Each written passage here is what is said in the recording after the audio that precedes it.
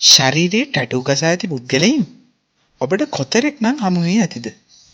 අද වන විට ශරීරයේ පච්ච හේවත් ටැටූ කලාවක් බවට පත් වී ඇත. අපි කියන්නට යන්නේ පච්ච පිළිබඳ මිහිරි කතාවක් නම් නෙවෙයි.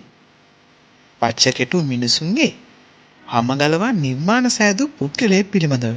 ජපානයේ පච්ච කොටා ගැනීම යනු එරට උපසංස්කෘතියේ කොටසකි. ඒ අද්විතීය රූප හා මෝස්තර සහිත නිරූපණ ශෛලියකි. 1878 දී උපත ලද ෆුකුෂි මසයිචි වෛද්‍ය විද්‍යාවට දැඩි උනන්දුවක් දැක්වූ පුද්ගලයෙකි. ඔහු ටෝකියෝ ඉන්ස්ටිටියුට් වෛද්‍ය විද්‍යාලයේ අධ්‍යාපන ලැබුව අතර පසුව ජර්මනියේ අධ්‍යාපන ලබා ආචාර්ය උපාධියද ලබා ගත්තේ. පච්ච තින්ද මගින් සමට සිදුවන හානි පිළිබඳ අධ්‍යයන කළ අතර සිය පච්චයන් පිළිබඳ පරීක්ෂණ සම්පූර්ණයෙන් ආරම්භ කරේ 1907 දී විවිධ පච්ච කොටාගත් මිනිසුන් හමුවීමනි. ඔහු පච්ච කෙටු මිනිසුන්ගේ සම්පූර්ණ ශරීරය අධ්‍යයන කර පරීක්ෂණ සඳහා මියගිය පසු ඔවුන්ගේ සම පරිත්‍යාග කිරීමට කැමැති අයට ඔහුම මුදල් ගෙවිය. යම් අයෙකු මරණයෙන් පසුව ඔහුගේ හම පරිත්‍යාග කිරීමට කැමැති නම් එකම පච්චයක්වත් ගසා නොසිටියත් ඔහුට පච්ච ගැසීමට වෛද්‍යවරයා මුදල් ගෙවිය. බොහෝ විට මේ සඳහා යොදාගත්තේ සිර කඳුළු වල සිටින රැඳවියන්.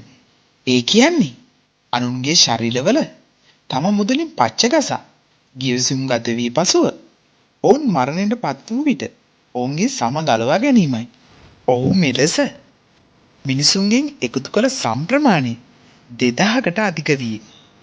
ඒවායේ විවිධ ඡායාරූපද ඔහු ගාව 3000කට වඩා තිබිණි.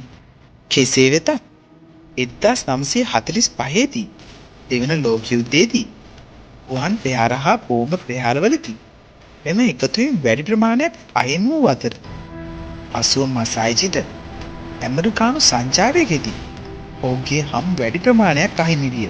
ඒ කිසියම් පුද්ගලයෙකු විසින් සංචාරය අතරතුර ඔහුගේ පච්ච සම්තිපු බෑගය හොරකම් කිරීම නිසාය.